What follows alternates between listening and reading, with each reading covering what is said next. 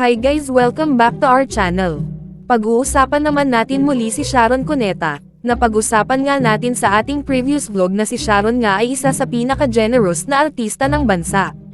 Napag-usapan din natin na meron siyang di pagkakaunawan sa kanyang anak na si Casey Concepcion at napag-usapan din natin ang kanyang reunion concert kasama ang kanyang dating asawa na si Gabby Concepcion.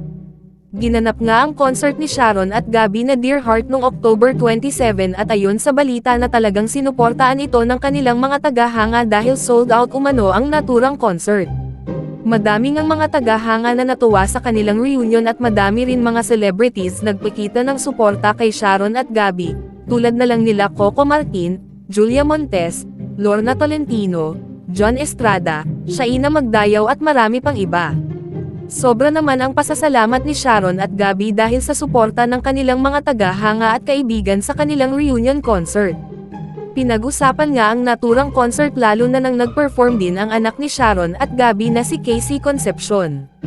Naging emotional nga ang megastar sa kanilang reunion on stage at nagsorry pa si megastar sa kanyang anak on stage.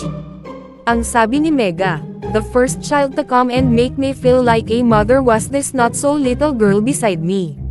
She made my life complete.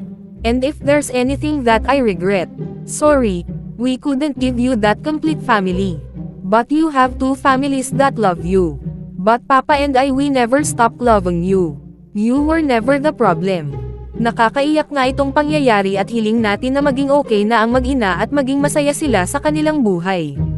So ano say ninyo dito guys? Comment your thoughts below and don't forget to subscribe to our channel.